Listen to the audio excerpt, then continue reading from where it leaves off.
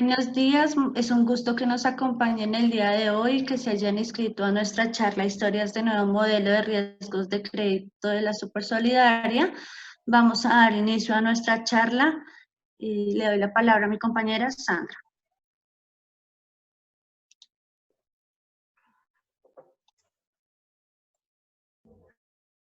Buenos días a todos. Mi nombre es Sandra Gómez, soy modeladora de soluciones en EBS y hoy les voy a estar acompañando junto al ingeniero Pedro Cortés en la charla.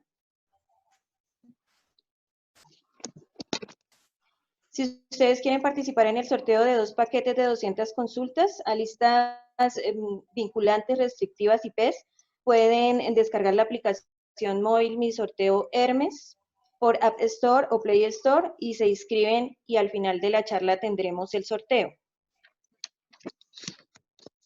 Bueno, el ingeniero Pedro Cortés es ingeniero industrial de la Universidad Nacional de Colombia, MBA con doble titulación de la Universidad de los Andes, especialista de riesgos y control de la Universidad de los Andes, Escuela de Negocios y certificado en gestión de riesgos CMR Risk Management. Desde hace más de 13 años, como consultor de riesgos, ha atendido al sector cooperativo y financiero en estos temas especializados. En esta larga carrera de consultoría, ha podido desarrollar de manera práctica sistemas completos de administración de riesgo, CIAR, para entidades cooperativas, financieras y del sector real en Colombia, Panamá y Costa Rica. Actualmente el ingeniero Pedro Cortés es CEO del grupo empresarial CDIS SAS y es socio consultor de negocios de EBS Ethos en Colombia y Latinoamérica. Ingeniero Pedro, le damos la palabra. Buenos días a todos. Entonces, pues de parte de EBS Ethos, para todos les doy la bienvenida. Entonces vamos a tener un espacio aproximadamente de 50 minuticos, una horita, donde vamos a hablar del nuevo modelo de riesgo crédito. Sabemos que actualmente, pues la Super tiene como en proyecto, en observaciones, una propuesta de circular que viene calentándose hace muchísimos años, hace muchísimo tiempo, y pues realmente la expectativa que tiene el sector solidario, ¿sí?, sobre la implementación de esta circular genera unas brechas sobre lo que tenemos en nuestras organizaciones, qué impactos puede tener sobre el modelo de originación que tenemos actualmente, pero realmente es empezar a entender que tenemos que, entre comillas, innovar, tenemos que replantear, tenemos que fortalecer nuestros procesos de crédito, cartera y cobranza para realmente llegar a un buen puerto. Yo creo que desde la experiencia, el sector solidario tiene una historia con SARLAF, ¿cierto? Hay todavía organizaciones que están intentando implementar, ajustar después de visitas de auditoría, visitas de control, sugerencias de revisoría fiscal. Yo creo que muchas entidades han tomado lecciones aprendidas y yo creo que la diferencia que hay entre SARLAF y SARCE es que realmente en el SARCE está concentrado el activo de las entidades del sector solidario y pues realmente es un tema muchísimo más importante. No estoy desconociendo la importancia del SARLAF en un país como el nuestro, pero realmente la importancia que le tenemos que dar en nuestras organizaciones a riesgo crediticio cobra mucho más valor, mucha más relevancia, los roles, los directivos, los administradores y hasta los mismos asociados. Entonces voy a iniciar con un concepto básico, yo creo que ya lo sabemos, pero es importante que recordemos qué significa riesgo crediticio. Entonces, el riesgo crediticio tiene que ver con la probabilidad de que una entidad incurra en pérdidas y disminuya el valor de sus activos como consecuencia del incumplimiento del pago de las obligaciones por parte de sus deudores. Entonces, quiero que empecemos a entender que riesgo crediticio se lee desde el momento en que se materializa cualquiera de los riesgos asociados a riesgo crediticio.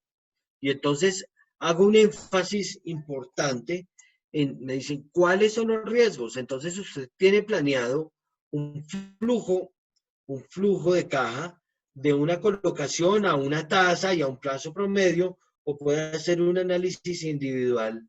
En NIF nos decían que teníamos que evaluar el valor presente de los flujos futuros a una tasa de mercado. Esa era pérdida incurrida. Pero cuando hablamos de riesgo crediticio, decimos, ¿cuáles son los riesgos crediticios que puedo tener?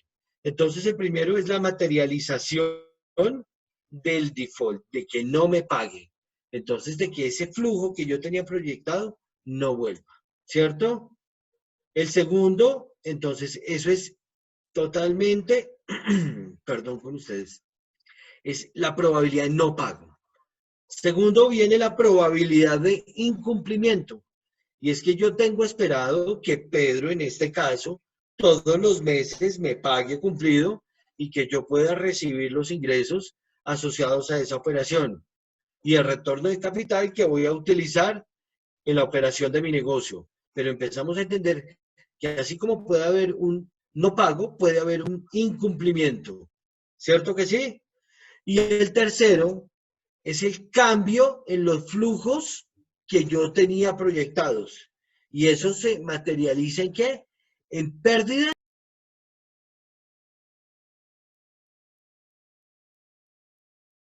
Riesgo crediticio, solo asociarlo a la pérdida esperada. Tenemos que apropiar el conocimiento en nuestras organizaciones para entender realmente qué es administración de riesgo crediticio. ¿Listo? Entonces, ¿a qué afecta el riesgo crédito? Entonces, primero que todo, a las cuentas patrimoniales, entendiendo que, primero que todo, se nos puede materializar un no pago y va a tener un efecto de castigo de cartera. Por tanto, nos va a afectar ¿qué? El patrimonio de la entidad y las cuentas de resultado que tienen que ver con los ingresos proyectados y los gastos asociados a esa recuperación. Entonces, ¿qué puede implicar esto?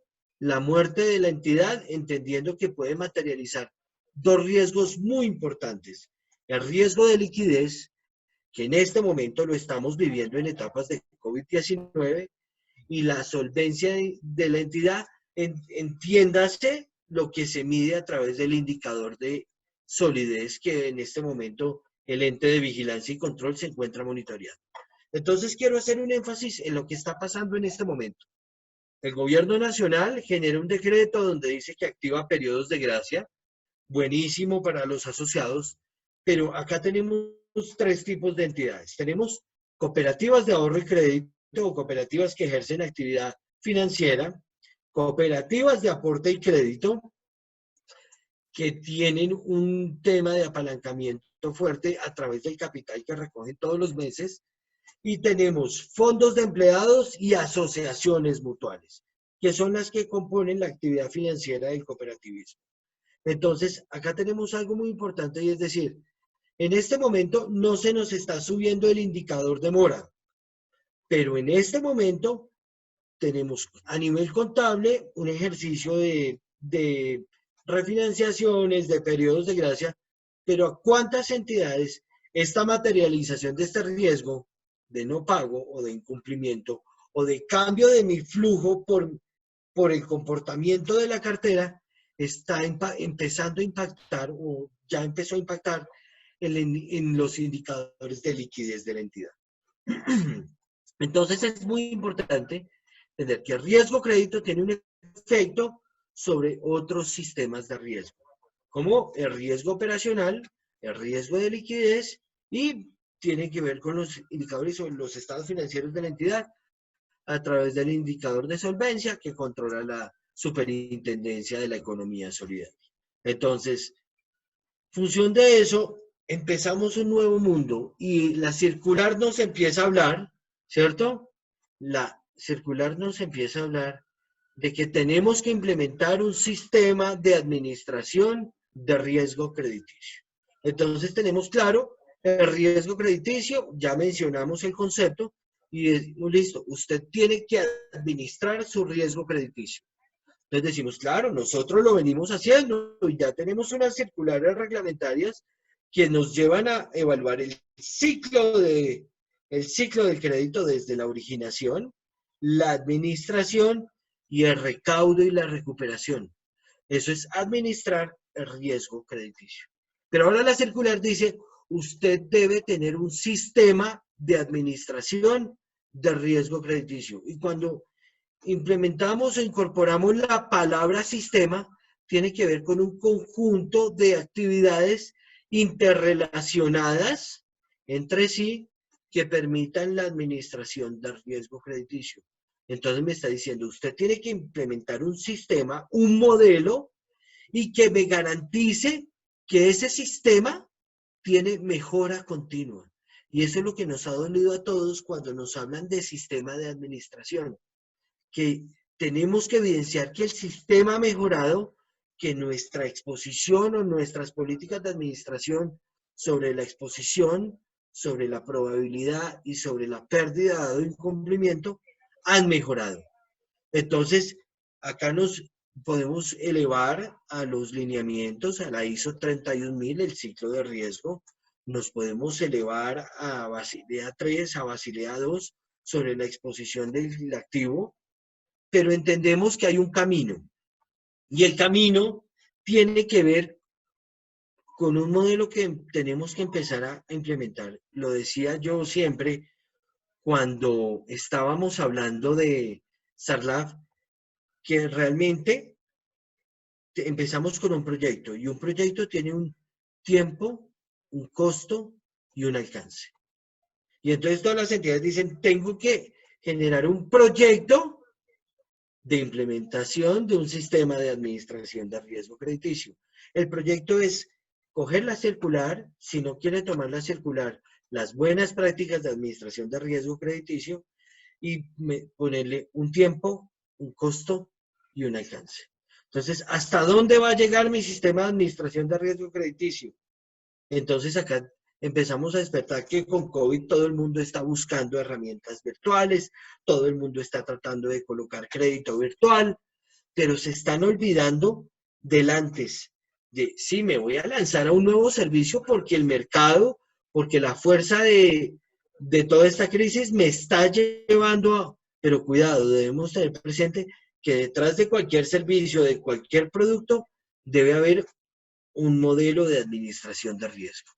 ¿Listo? Y entonces nos planteamos desde el proyecto y definimos un alcance. Y entonces empezamos a decir, ok, y voy a implementar un modelo, voy a implementar un sistema, y entonces, ¿dónde va a finalizar el alcance del proyecto? Y empieza el plan. Y el plan es convertir este modelo de administración de riesgo crediticio, ¿cierto? Lo voy a convertir en un proceso de mi organización. Y entonces eso va a contemplar, en el proyecto hizo la reingeniería del proceso, hizo un modelo, diagnosticó, identificó, midió, controló. Y entonces cuando lo vuelvo a planes, todo lo que escribí en el papel, cómo lo llevo a la operación de mis procesos, a mi oferta de servicios. Y cuando este plan del proyecto se volvió plan y el plan se va a convertir en un sistema, es cuando usted incorpora en el día a día de sus procesos la administración de riesgo crediticio. Y podemos hablar de lecciones aprendidas. Y lecciones aprendidas fue lo que pasó con Sarlaf, que todo el mundo pensó que era implementar un manual, que era intentar meter o forzar una segmentación a mirar cómo salían las matrices. Y cuando llegaron los entes de vigilancia y control a decir, bueno, ¿cómo ha mejorado su sistema? ¿Cómo han evolucionado las señales de alerta? ¿Cómo han mejorado los mapas de calor? Todas las organizaciones se quedaron, oiga, espérese, ¿eso no era estático? No, señor. Usted tiene que en los informes empezar a comparar los mapas de calor de un periodo a otro para determinar si ha mejorado su administración de riesgo de lavado de activos. ¿Cómo? Volviéndolo un sistema. Entonces, acá es importante mencionar que para cumplir este camino que tenemos que emprender, independientemente que exista o no exista la circular, tenemos que validar primero un contexto, el contexto de riesgo crediticio en la organización. Pasando después por la identificación, entonces basado en mi contexto, el mío, no el de otros, no el que me dé un buró, no el que yo vaya y lea en un informe de un gremio, es el contexto de riesgo crediticio en mi organización. Y entonces acá es donde empieza el tema y la circular es clara y recomienda, dice, para generar contexto usted debe segmentar, porque usted no puede generar un solo panorama de riesgo en su organización. Así el segmento sea pequeño, el segmento sea grande, usted debe generar un contexto interno y entonces en el contexto interno debo tener presente mi estrategia, hacia dónde va el crédito en mi organización en el futuro, el contexto teniendo en cuenta variables endógenas de la organización, como cómo es el comportamiento, qué servicios tengo asociados con los productos, si presto con libranza, si presto sin libranza, si presto hipotecario, si presto no hipotecario, o garantía real, o garantía idónea, o garantía no idónea, ¿sí? Cómo estoy expuesto, mis principales indicadores, pero no los indicadores de ley que es saldo vencido, indicador de cartera vencida y la cobertura vía provisión. No, tenemos que ir más allá en el contexto, porque eso nos va a empezar a abrir la brecha de lo que consideramos riesgo crediticio. Y esto tiene que ver también con un proceso de cambio que tenemos que asumir al interior de nuestras organizaciones y entender que así como estoy haciendo un contexto interno, debo empezar a generar un contexto externo. Y entonces, ¿cuál es el comportamiento del crédito en mi nicho, en mi grupo objetivo, en mi mercado? Y voy abriendo hasta donde llego al mercado general, de lo general a lo particular y de lo particular a lo general. A veces nos cuesta entender, por ejemplo, cómo indicadores macroeconómicos pueden afectar. Y empezamos a hablar de lo que está pasando ahora, que los grandes prestadores de libranza en el país, hoy están originando el 80 o el 90% de su cartera a los pensionados y ni siquiera a los empleados les están prestando dinero. Que las grandes organizaciones restringieron los cupos rotativos y entre comillas, los cupos o los retanqueos de tarjetas de crédito. ¿Por qué? Porque está pasando algo en el mercado. Y entonces es muy importante que tengamos claro eso en el contexto. Yo siempre digo que, y eso lo he llevado siempre en mis modelos de consultoría y asesoría, es que si usted quiere un buen sistema de administración, debe dedicarle tiempo al contexto. Esto no es llegar a montar un manual y que se vean escritas 4 etapas y sentarse con los directivos, sentarse con los administradores, con las áreas y hasta con los mismos asociados para que pueda determinar un excelente contexto. Y ahí sí pasa una adecuada identificación posterior a la medición, al control y al monitoreo. Entonces vamos a empezar a hacer un énfasis en la identificación. Entonces, dice la nueva circular o la propuesta de nueva circular, dice, debe permitir a las entidades identificar el riesgo de crédito a que están expuestas de conformidad con las operaciones de su negocio. Entonces, si yo no hice un adecuado contexto, cuando llegue a la etapa de identificación, lo que voy a hacer es traer una malla de cartera, hacer una tabla de dinámica y sobre eso voy a suponer que voy a tener riesgos crediticios. Entonces, les hablaba al inicio de esta charla que debemos tener presente el contexto interno y el contexto externo. Y les decía que hay 3 riesgos crediticios principales: el no pago, el incumplimiento y el cambio de las condiciones de pago. Entonces, ¿qué pasa? Si yo eso no lo tengo claro en el contexto, ¿qué me puede activar un no pago? ¿Quién me puede activar un incumplimiento en los pagos mensuales? ¿Y qué me puede activar el cambio de condiciones en el flujo de la deuda? Entonces ahí empiezo a decir, ok, debo evaluar qué variables. Entonces, las claves, vamos a hablar de la moralidad, del hábito, ¿cierto? ¿Esas dónde vienen? Pues de las centrales de información financiera, pero empezamos a decir, ok, ¿y qué otras variables me van a garantizar que yo tenga un desastre? Entonces voy a colocar un ejemplo. En este momento el sector educativo está pasando por uno de sus momentos más fuertes. Entonces decimos, bueno, si yo le presto al magisterio, no estoy tan mal. pero ¿cuántos están pagándome una cuota de las extras que hacen, de las compensaciones que hacen? Y entonces me van a activar una serie de riesgos que yo identifiqué. Y del sector educativo privado, que hay una siniestralidad laboral tremenda, que tenemos unas rebajas en los salarios, ¿cómo me van a activar eso? Pero si yo no hice un buen contexto, pues definitivamente este debe de la circular no lo voy a cumplir, porque mi contexto no está logrando que yo me permita identificar, identificar los riesgos crediticios acorde a mi operación de su negocio o de mi negocio. Acá es muy importante, por ejemplo, identificar por actividad económica cuáles sectores económicos están pasando por buenos momentos o por malos momentos.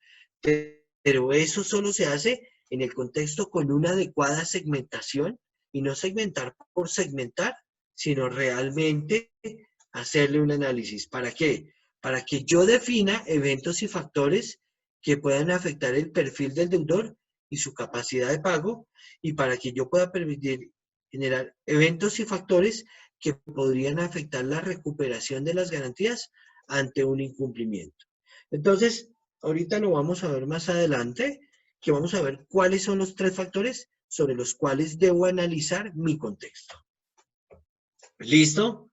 Entonces es importante tener claro que existe una relación entre el comportamiento del indicador de cartera vencida y los ciclos económicos, dice la circular, o si uno se dedica a la investigación de este tema en específico, que hay eventos cíclicos y contracíclicos, ¿cierto? Y que se recomienda que las entidades evalúen la correlación que existe entre el perfil de riesgo del deudor y dichos ciclos. ¿Cuáles ciclos por sector económico están en subida y cuáles están en bajada? Con el propósito de generar alertas ante desaceleraciones económicas. Cuando leemos esto en la circular, decimos, eso a mí no me toca, pero en este momento toda la economía colombiana está sufriendo una fuerte desaceleración económica. Y debemos entender que los ciclos están asociados a los sectores económicos. Quizá en este momento el sector de la construcción va en bajada, pero, por ejemplo, el sector de los servicios digitales va en subida. Entonces, si yo no hago una adecuada segmentación para permitirme generar un adecuado contexto y para que me pueda permitir identificar eventos y factores asociados, realmente vamos a empezar a construir desde cero un mal sistema de administración de riesgo crediticio. Digamos, a veces entiendo la presión de la super para que sus vigilados entren en este modelo de administración. De pronto a veces los gremios dicen, venga, estamos pasando por un difícil momento, pero cuando uno lo visualiza desde otro punto de vista, esto no tiene que ser implementado con fuerza de norma, sino como una oportunidad para reingeniar mi proceso y para complementarlo. Yo creo que uno de los principales errores que se cometieron en las organizaciones en el momento de implementar sistemas es evaluar la implementación de un sistema como un gasto y no como un costo.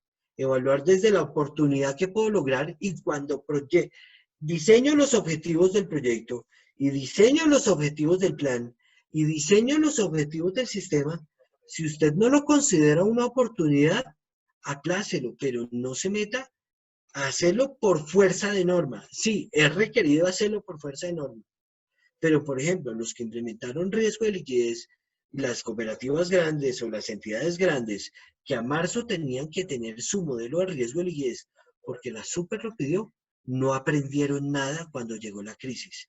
Y conozco muy pocas entidades que realmente cuando llegó la crisis, su modelo de liquidez soportaba lo que se venía, porque nunca lo vieron como una oportunidad, como una reglamentación. Y es la oportunidad que hoy tenemos de decir, venga, si podemos empezar un poco antes para hacerlo mejor, para no ir a las carreras, para realmente someterlo porque no estoy presionado por una fecha, pues señor, hágalo. Esto es realmente una oportunidad. Muchos están saliendo a crédito digital, a crédito virtual, pero no están entendiendo que un sistema de administración de riesgo crediticio realmente es el que me va a servir para garantizar que no importa el canal que usted active, si es un canal virtual, si es una app, si es una página web, si es mi modelo, el mismo modelo tradicional, pero a punta de teléfono y a punta de WhatsApp, es que usted entienda que el modelo lo que le va a servir es para mejorar su promoción, mejorar el otorgamiento o la originación, mejorar el seguimiento y control y mejorar la recuperación. Y el sistema de administración de riesgo crediticio le exige, y no por exigirle, le dice que usted, pensando en la pérdida esperada, pensando en la recuperación, pensando en los ingresos que genera su cartera, garantice su ciclo de crédito desde la promoción hasta la recuperación. Por tanto, es importante definir políticas y procesos dentro del ciclo de crédito. ¿Por qué? Porque cuando usted hizo un contexto, se dio cuenta que, por ejemplo, el evento de riesgo se puede activar por fallas en la promoción o por fallas en el momento en que usted lo originó o por fallas en el seguimiento y control y por fallas en la recuperación. Y entonces es importante tener claro mi riesgo crediticio y no confundirlo como a muchos les pasó en Sarlaf, que la matriz de Sarlaf estaba llena de riesgos operacionales y no de riesgos de lavado de activos. Esto nos puede pasar también en la implementación de esta circular. Entender que en la promoción o, por ejemplo, en el evento de riesgo no pago de crédito, entonces, ¿qué se remite a la promoción? Y vaya y mejore sus controles acá, ¿cierto?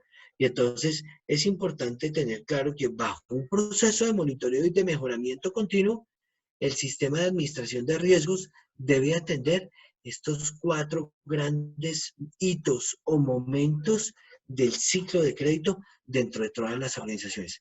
Así usted sea 100% digital, o sea 100% manual, o sea una mixtura entre los dos, estos 4 elementos existen en su proceso de riesgo. ¿Listo? Entonces, si tienen alguna pregunta, les voy a pedir el favor que escriban en el chat y alguno de los moderadores me interrumpe, atendemos la inquietud y avanzamos. ¿Listo? Entonces, pasando por contexto, llegando a la identificación, entonces encontramos el momento clave de la administración de riesgo crediticio y es la medición. Y entonces la medición no es una fuerza que me da un modelo de referencia y me dice, señor, esta es la medición de riesgo crediticio para toda la vida. No, la medición en la administración de riesgo crediticio se mide al momento del otorgamiento o de la originación del crédito, ¿cierto? Y se mide durante ciclos que yo determine dentro de la obligación. Entonces, ¿qué es importante? Mucha gente decía que la evaluación de cartera era un criterio que estaba estableciendo la súper para, entre comillas, molestarles la vida. Pero cuando uno empieza a administrar el riesgo de crédito, se da cuenta que la evaluación de cartera es un bien necesario para garantizar que la foto que yo tomé en el momento en que originé la obligación la está manteniendo. Y que, por ejemplo, hoy en época de crisis, en mayo, prácticamente todas las organizaciones deberían estar sometiendo por obligación, por buena práctica, una evaluación de cartera, no por miedo a que se aumente la provisión. Es para entender realmente ahora sí qué va a pasar después del ciclo. O si se quieren aguantar en mayo, pero que lo hagan en junio como una disciplina obligatoria. ¿Por qué? Porque la medición no es solo en la foto de originación, sino en lo que me va a predecir qué va a pasar con el riesgo crediticio en la organización. Entonces es importante que la medición se entienda para todas las modalidades y que se debe diseñar metodologías o criterios que nos permita durante la etapa de originación evaluar el perfil del asociado y su capacidad de pago. Entonces tenemos la primera contravención, la ley de libranza, ¿cierto que sí? Y la ley de libranza dice que después de descuentos de ley, pues su capacidad de pago se iguala a la capacidad de descuenta que tenga por el flujo libre del sueldo. Eso significa, si le queda, usted, su capacidad de descuento es el 42%. Si está mal en centrales, si está con dificultades, si tiene procesos penales bueno, procesos penales no, procesos civiles, en una futura embargo de un salario, no los evaluamos. Entonces empezamos a entender que la circular SARCE me dice, señor, sea un poquito más consciente de su cartera y que usted tiene que evaluar el perfil del deudor independientemente el método de pago que haya asignado y la garantía. Segundo, el perfil del deudor y su capacidad de pago no es constante en el tiempo. Por tanto, debe evaluar o debe diseñar metodologías de comportamiento de cartera para la calificación y estimación de deterioros. No sé si alguno de los presentes esta semana o la anterior le habrá llegado un requerimiento de la Super donde dice, señor, usted me mandó una metodología de evaluación de cartera con unos pesos ponderados de las variables que está analizando. Explíquemelas, ¿cierto? Y entonces empiezan a decir las entidades, y ahora yo cómo le explico que le di peso, libranza, le di el 80% y el 20% lo demás. Si en este momento estamos atravesando por una crisis de pago de crédito. Entonces empezamos a entender que la Super nos está evaluando con una prospección y que debemos entender que esa prospección en el tiempo va a ser muy positiva para las entidades y que los cambios no son buenos ni son malos. ¿Quién hace buenos o malos los cambios? Las mismas entidades que deciden aplicar con madurez una circular y deciden prepararse para la implementación de la circular. Si ustedes hoy decidieran tomar la decisión, me espero hasta que salga la circular, está muy bien, pero los marcos generales no van a cambiar. El contexto y la identificación no van a cambiar. Quizá vayan a cambiar las metodologías de medición, pero muy probablemente podemos ir ganando tiempo, hacer un buen diagnóstico, a tomarnos 1 o 2 meses en evaluar muchas variables que en este momento se están materializando, que las teníamos abandonadas y que son muy importantes para un buen modelo de originación, un modelo de administración, de seguimiento y control y un excelente modelo de recuperación. Entonces, primer factor asociado específicamente al riesgo crediticio. Entonces, esto es un concepto que estábamos acostumbrados a ver en el buró de crédito, que decía probabilidad de incumplimiento. ¿Que de dónde lo obtienen esas entidades? No tengo ni idea, pero ahí me está entregando la probabilidad. Entonces, la probabilidad de incumplimiento del deudor es la probabilidad de que un asociado incumpla parcial o totalmente, lo que yo les decía, los dos riesgos, una obligación en un horizonte de tiempo, explicado por un conjunto de variables sociodemográficas, historial crediticio e indicadores financieros. La probabilidad de incumplimiento es la base para la definición del perfil del deudor. Entonces, ¿eso qué quiere decir, señores? Que el perfil del deudor no lo va a dar ni la garantía, ni el fondo de garantías, ni la tasa de recuperación. Lo va a definir una serie de variables que usted decide analizar dentro del modelo. Que la capacidad de pago es una variable más, pero la capacidad de pago no me da el perfil del deudor.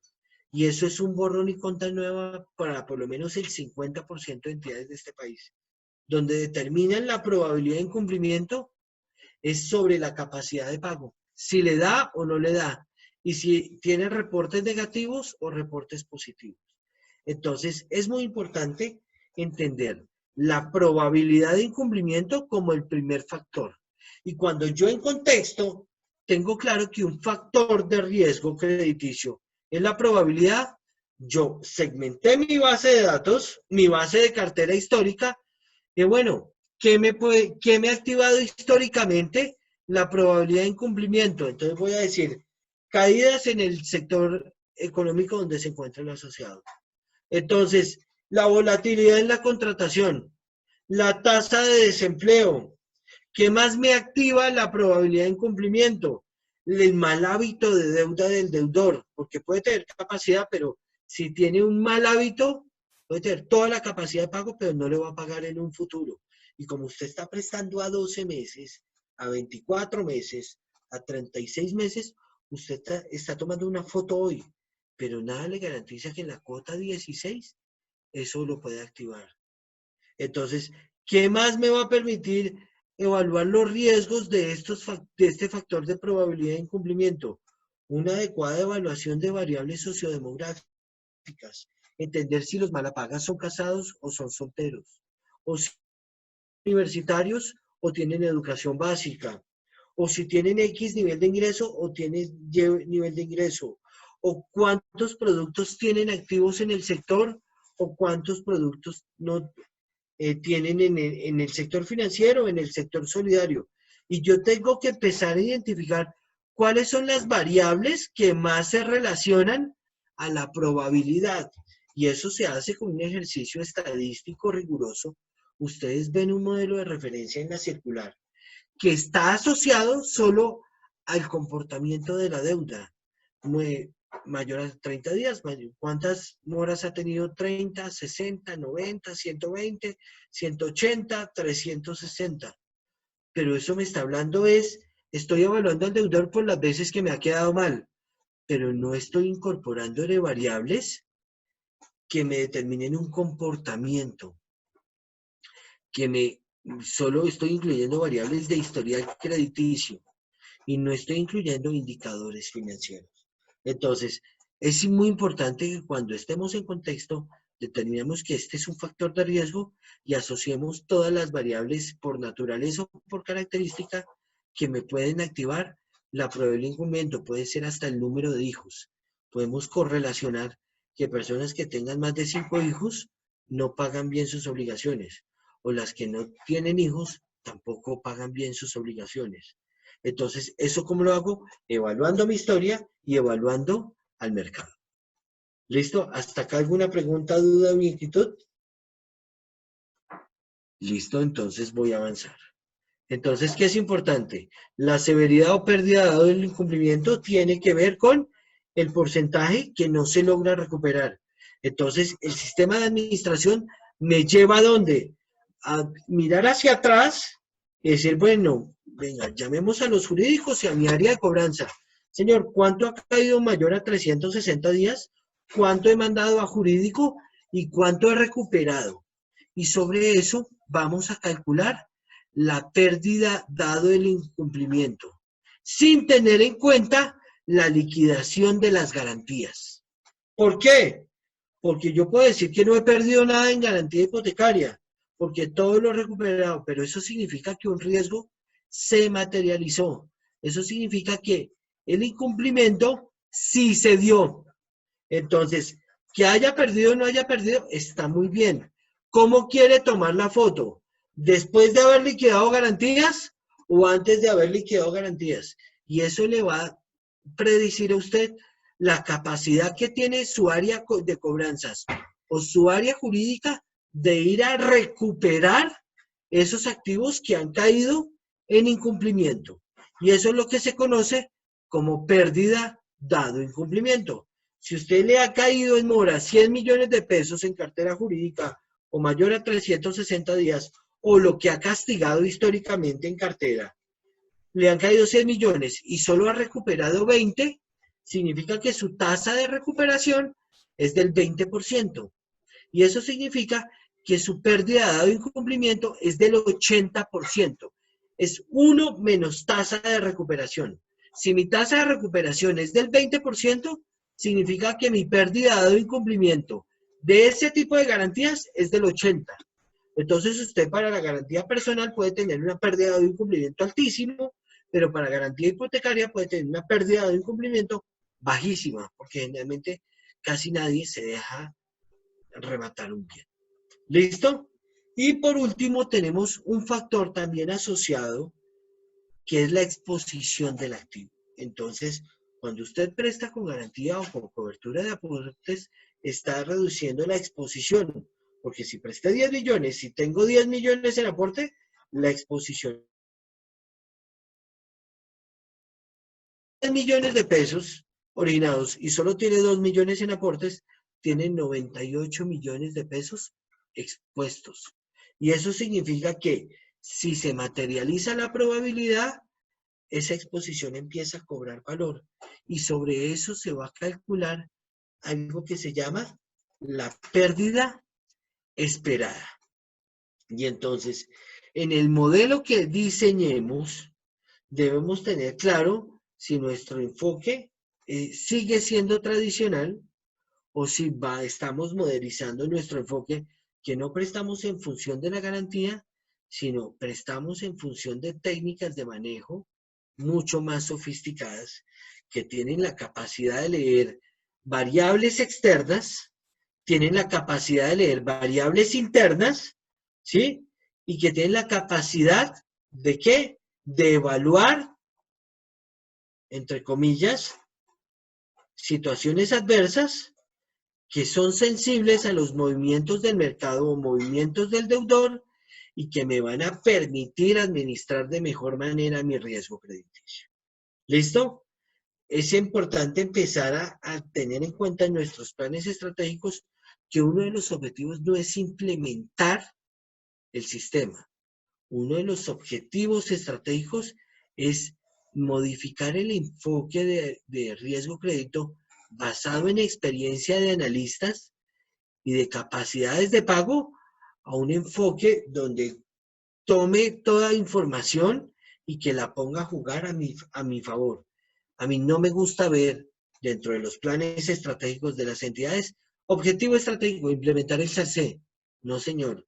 El objetivo de su organización no es implementar un sistema de riesgo. El objetivo de su organización es mejorar la colocación de créditos basado en prácticas de riesgo crediticio. Y eso cambia el enfoque de una entidad. No solo desde la manera en que usted describe el objetivo. ¿Listo? Entonces, ¿cuál es el objetivo final de medir el riesgo crediticio? Prever anticipadamente la pérdida potencial, individual como de portafolio, en la que puede incurrir la institución en el otorgamiento de créditos. Y el cálculo de la probabilidad de incumplimiento de default de un deudor frente a un acreedor. En este caso, el acreedor, ¿quiénes somos? Somos nosotros. Entonces, es muy importante tener claro que cuando yo proyecto o cuando yo modelo, estoy calculando una pérdida esperada. Pero todo lo que se salga de lo que yo proyecté se convierte en una pérdida inesperada.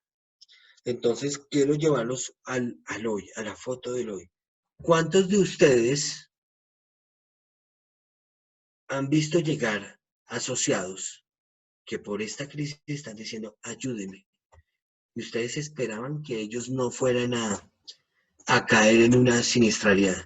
Eso es lo que, en este momento, todo lo que yo no esperaba ayudar, porque era gente que estaba evaluado en nada y que en ese momento está diciendo, ayúdeme porque voy a caer a mora, ayúdeme porque me quedé sin trabajo, ayúdeme porque mi sector o mi actividad económica se paró, se convierten en pérdidas inesperadas.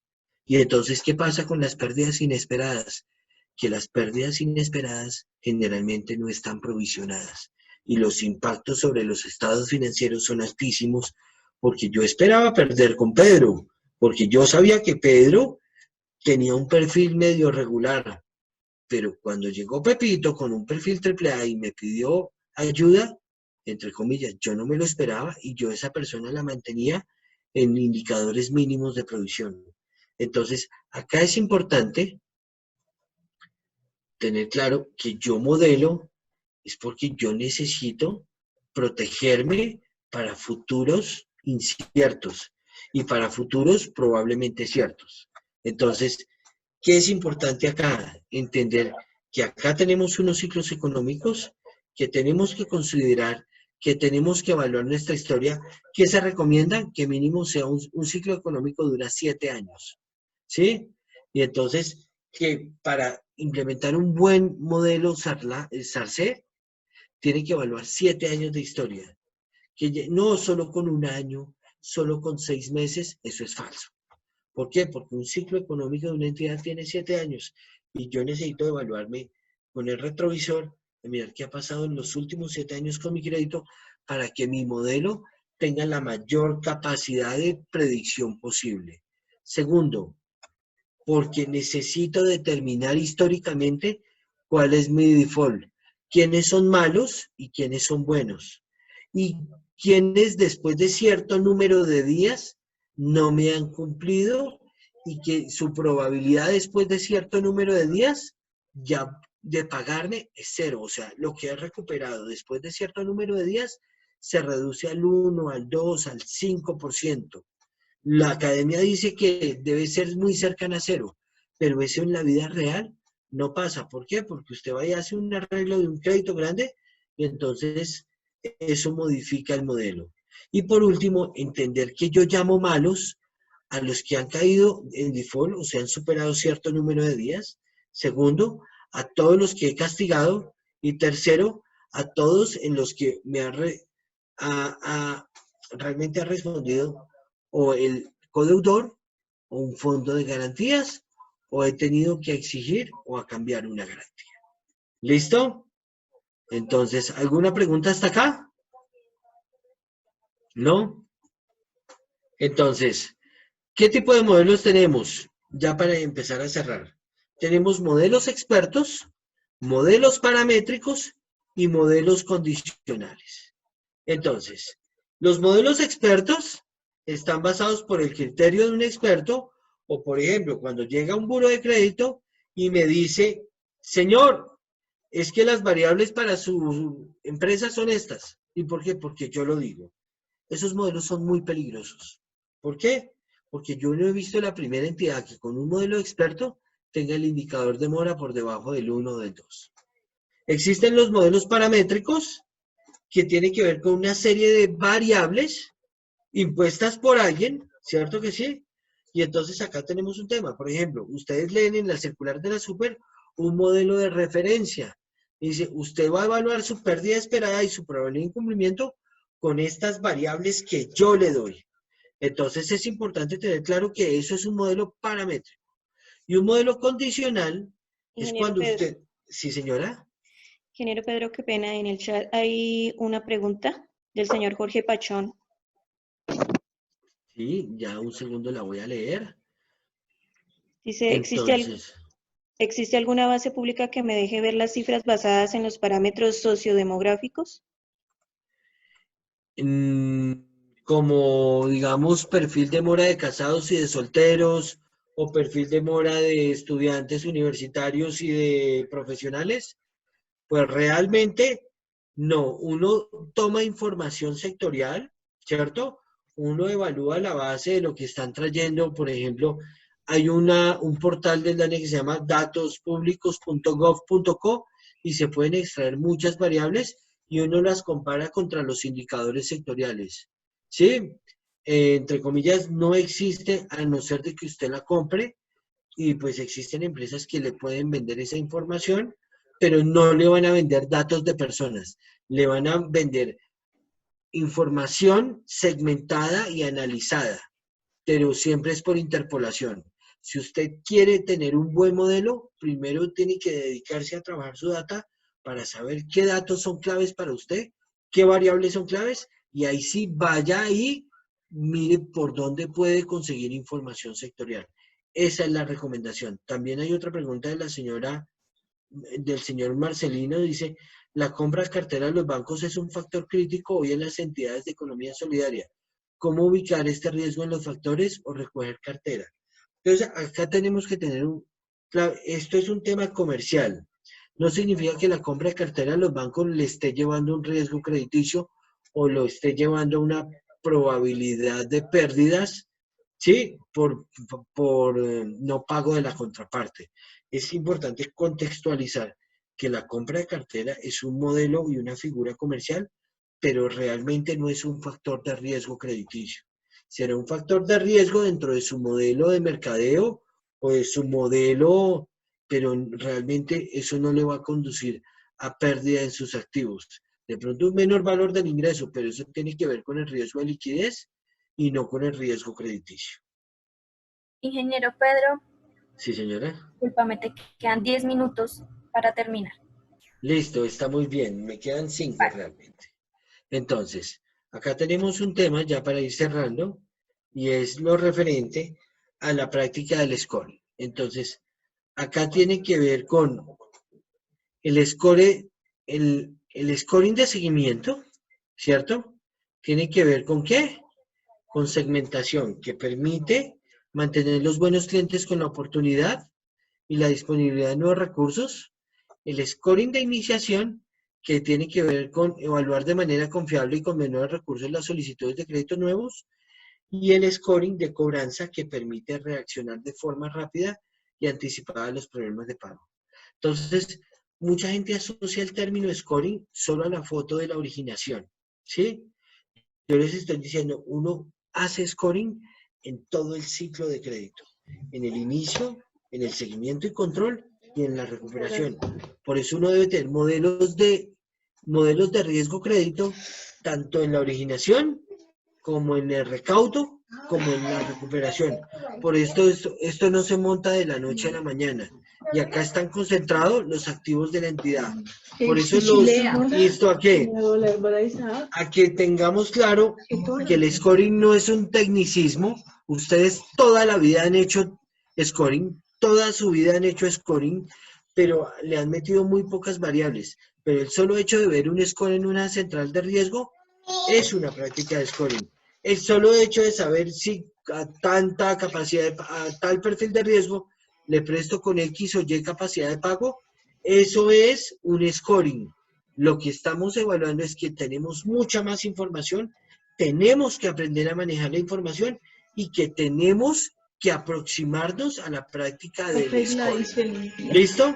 Entonces, ¿qué es importante? Tener claro que la pérdida esperada es una relación entre el factor de riesgo, probabilidad de incumplimiento, el factor de riesgo, exposición o pérdida dado incumplimiento, y el factor de riesgo, exposición del activo dado incumplimiento.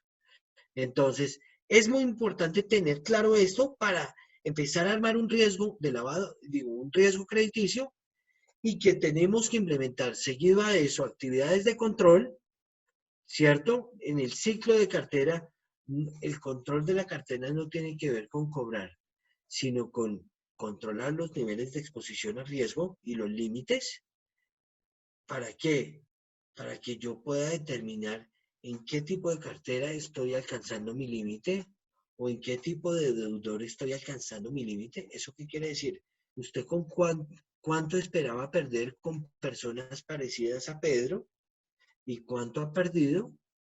Y en función de lo que me acerque, me ayuda a activar alertas tempranas, pero si yo no lo hago así, siempre mi proceso de cobranza va a ser con caídas a moras. Entonces, nunca mi sistema va a mejorar. Eso se ve reflejado en que el indicador de cartera vencida puede bajar, siempre puede bajar, pero el saldo vencido generalmente nunca baja. Y eso es algo que impacta a las organizaciones porque lo que están hecho o lo que están haciendo con todo lo que están haciendo los bancos con el afán de intentar retener la cartera es empezar a crear una bola de nieve. Que ¿cómo la dopan? Incrementando el saldo neto de cartera, pero realmente no están administrando de buena manera su riesgo crediticio. Entonces, en función del control debemos establecer un monitoreo, evaluar prácticas de monitoreo de mi riesgo crediticio para que yo pueda garantizar que cada vez tengo menos riesgo crediticio. Eso no se mide con el indicador de cartera vencida ni con la cobertura de la provisión. Y para que yo realmente, con todo lo que acabo de ver, realmente pueda definir políticas de administración de riesgo, procesos de administración de riesgo crédito, modelos cuantitativos para la estimación, constitución del deterioro y lo que me pide la norma que tiene que ver con estructura, infraestructura, documentación y divulgación. Listo, señores, honrando el tiempo, pues técnicamente hasta acá llego yo. Espero que esta hora es muy poquito, es un abrebocas, pero espero seguir teniendo énfasis. Vamos a empezar a hacer espacios donde hablemos solo de políticas, hablemos solo de procesos, hablemos solo de modelos. Esto es un abrebocas, pero les quiero decir que lo que tienen que hacer es empezarse a preparar para administrar su riesgo. Señores, muchísimas gracias y que tengan un excelente día.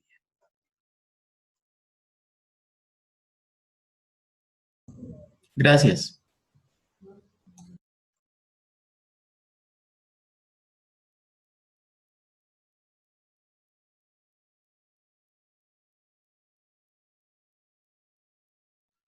Sandra, Alejandra, no sé si podemos activar el test de preguntas.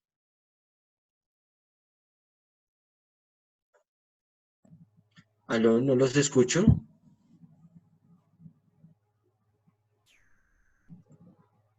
No olviden en descargar la de mi sorteo de Ingeniero luz. Pedro, en este momento podemos empezar a hacer preguntas en el chat. Listo, entonces estoy leyendo. Entonces, la pérdida esperada que pueda asumir una organización depende de su capacidad financiera. Entonces, ¿cómo definir los puntos de corte para conocer los límites de la pérdida esperada? Entonces, acá tiene que ver, y es muy importante establecer, cuando usted genera la pérdida esperada, usted va a decir, bueno, para este perfil de riesgo, como usted segmentó y va a crear perfiles de riesgo o modelos de riesgo para cada uno de sus segmentos, va a decir, bueno, para este segmento, entonces en un rango entre 0 y 0.5 de probabilidad, usted espera perder, voy a colocar un ejemplo, 500.000 pesos de cada ¿Me 100 pudiste millones conectar de o dame el pesos. link o algo y yo hago la rifa? Pero es que, ¿cómo lo hago? Aló, aló, don John, lo estoy escuchando. Entonces, acá hay un tema, le venía explicando. Entonces, por ejemplo, usted establece rangos de límite de pérdida. Dice, para el segmento 1, y usted se lo presenta a su consejo, dice, con este segmento de cada 100 millones espero perder 1 millón de pesos. Pero si mi tasa es del 20, pues me voy a ganar 20 millones y espero perder 1 millón. Ah, ok, entonces aprobamos ese rango. Pero si usted va a llegar hasta un momento donde dice, yo de cada 100 millones espero perder 10 millones y mi tasa de efectiva anual es del 10%. Eso significa que usted espera perder todo lo que se gana. ¿Estaría dentro de su límite? Eso es un método que se establece cuando usted hace un backtesting, evalúa su modelo sobre su historia y determina qué tanto ha perdido. Y si tuviera ese modelo, ¿cuánto hubiese dejado de perder? Entonces, es un tema bien interesante. El apetito y la tolerancia por riesgo se hace por rangos, como les venía diciendo, y generalmente se hace por rangos cuando usted aplica el backtesting.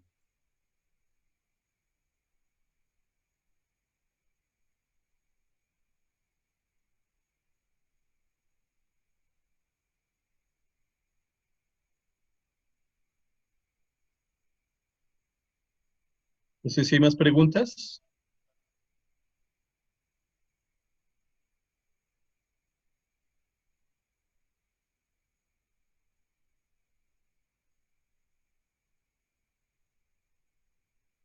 Entonces, vamos a proceder ahora a, no sé, ingeniero Pedro, no sé si tienes alguna otra observación que realizar. No, yo lo que sugiero a todos los participantes es que, es que empiecen antes, que aprendan la lección de SARLAF y que la administración de riesgo crédito es Ingeniero, mucho más yo compleja ya que SARLAF. tengo ahí abierto el link. Entonces es importante que inicien, que no se dejen Entonces, esperar. cuando La usted me diga práctica que es la comparta la misma. pantalla, yo comparto y hago el sorteo. De pronto va a cambiar Usted alguna me dice política, cuando comparto la pantalla y hago el sorteo. pero realmente eso es lo que deben tener en cuenta. Empiecen ya, empiecen a hacer un diagnóstico, empiecen a hacer un buen contexto. Esa es mi recomendación antes de que salga la generación. ¿Listo? Señores, muchísimas gracias a todos y Dios los bendiga. Bueno, que estén bien. Muchas gracias, ingeniero Pedro, qué buena presentación. Hasta luego. Ahora vamos a proceder a hacer el sorteo de 2 paquetes de listas para consultas restrictivas para las personas que participaron en bajar la aplicación móvil e inscribirse en la app Mi Sorteo. Entonces, ya quienes se han inscrito, les vamos a dar un minutico más para que se inscriban.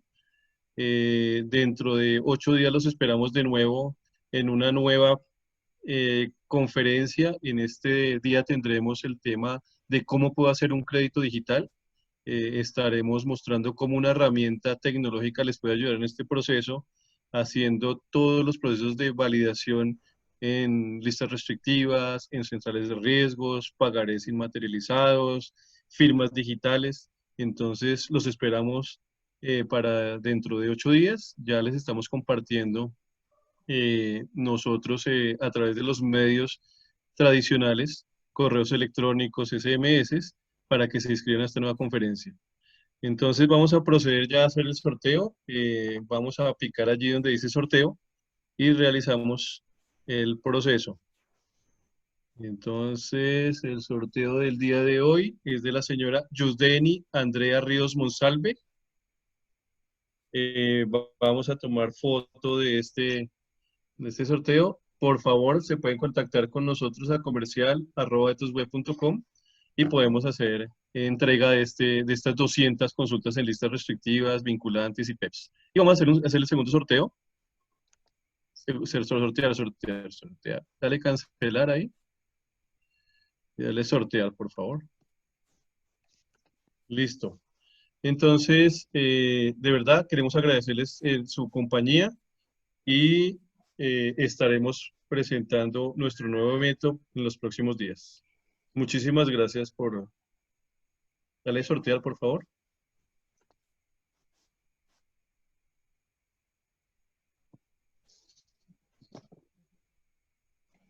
Sale de nuevo la señora. Muchísimas